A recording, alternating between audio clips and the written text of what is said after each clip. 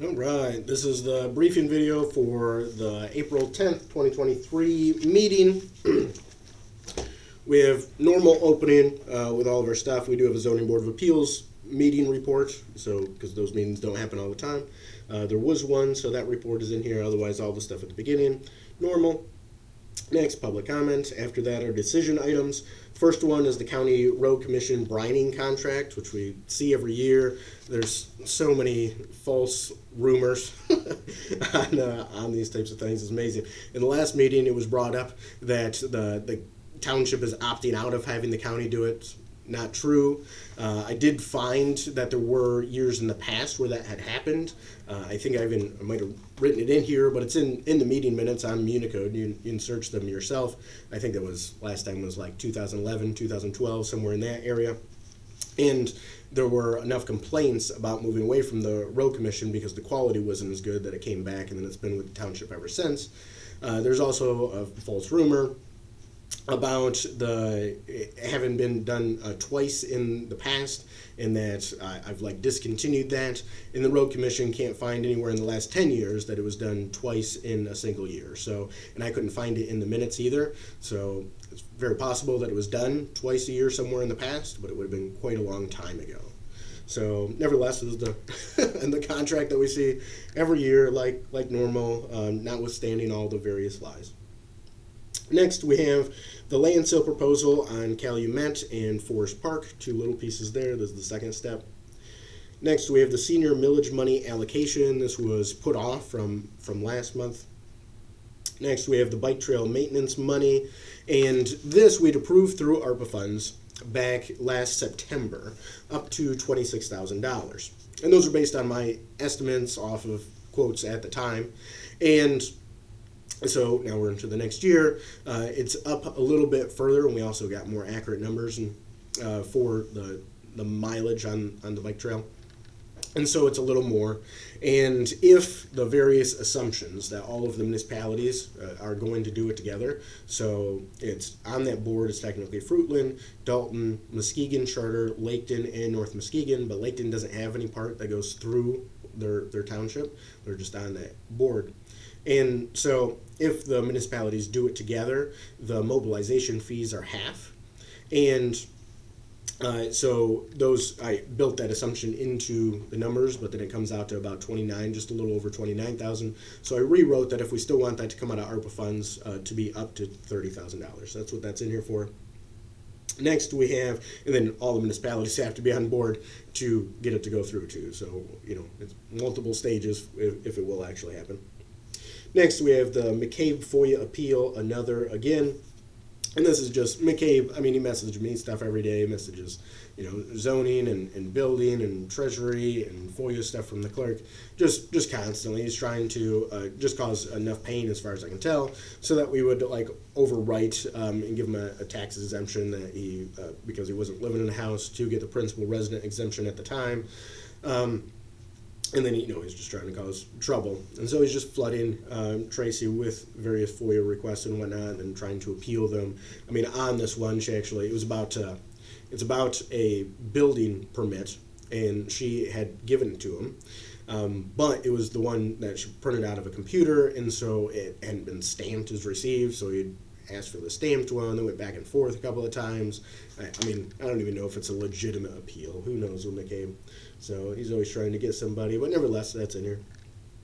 Next, we have Central Road 2, and this is that vote coming back for the Central Road paving project. Now, in the last meeting, I'd said that I didn't think this vote could come back. And because we'd held the hearing, and then we had the vote after it was postponed for a month, right? So, because it's just kicking the can down the road type of thing. And so, a number of people had inquired after people stayed after the meeting and said, hey, can you bring it back? You didn't have all 7 members there and stuff. And I said, I'll inquire into it. I'll check. And I checked with the lawyer. The lawyer said I could bring it back. So we'll see it one more time. We'll see if it goes through. We have one more objection, plus the objection we got in the meeting at the last meeting. So now there's a total of 4 written objections.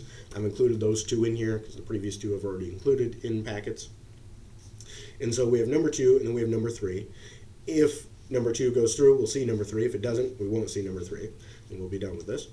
If both of these go through, then we'll be on resolution number 4 in the second hearing next month. So we'll see how that goes. Next, our discussion items. I just have accessory dwelling units. In this, I've had on my list for a while, and a guy recently inquired about doing an accessory dwelling unit. And he's talking about it, trying to get a variance to the Zoning Board of Appeals. And I don't know if that would go through. I don't know if it should go through. But I think it's a very reasonable thing to look at. That's why I've had it on my list to look at. And this seems like a decent time to bring it up since someone else brought it up. The idea is that you could have more than one residence on a single piece of land rather than just one, right? A single principal residence building. And these are used for different things, but a really common one is for relatives, like an in-law's house, like a mother-in-law's house or something like that on the same property. And then sometimes as rentals too. And there's a huge fight on this because people have been sold on the idea of keeping almost all of their wealth, right? The average working person, all of their wealth in the land value of their own home. And so everyone wants to push the prices up as much as possible for that value because that's where your wealth is. Well, that also means there's a bunch of opportunity to do a bunch of things, hold things back with regulations and that type of stuff to do that. It also means houses are very hard to buy and hard to come by. So, which we've seen, right, a lot over the last few years, insane inflation in the housing market and just the restriction of the market not being available for various reasons, but mostly regulations and some financing things, after the '08 collapse and stuff like that. So, accessory dwelling units is, I think, one of the few ways, it's one of the deregulation things that the township could do to ease up access to housing to make it a little easier for people. But I think there'll be a debate on both sides, obviously, on anything like that. If we brought it for debate, what people could paint the color of their houses, there would be a huge debate on both sides of that. So everything that is brought up is that way. That is the packet. This is the reference packet, so not a huge reference packet. I've got the new website reports on numbers since the new website's been up. I think it was halfway through February to halfway through March, I think was this report, but just so people could see some of that stuff. Still making improvements on the website, updating things. The assessing page wasn't working recently, so got the company to put that up.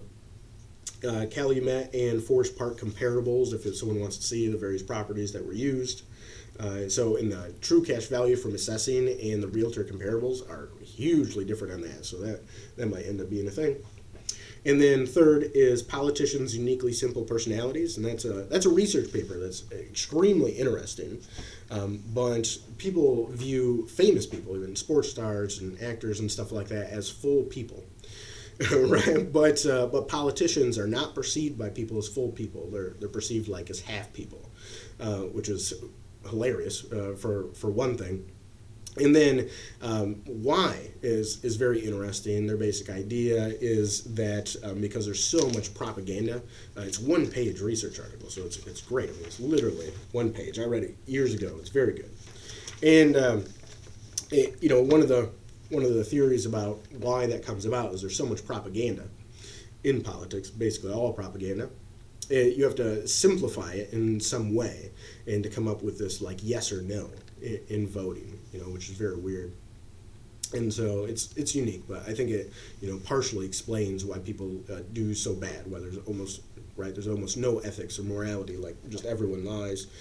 Republican, Democrat, atheist, Christian really doesn't seem to matter in politics, especially. So very interesting. Anyways, if anyone has any questions, thoughts, ideas, comments, concerns, let me know. A direct line at the office is area code 231-332-6700 or email supervisor@daltontownship.org. Otherwise, this is Jeff signing off.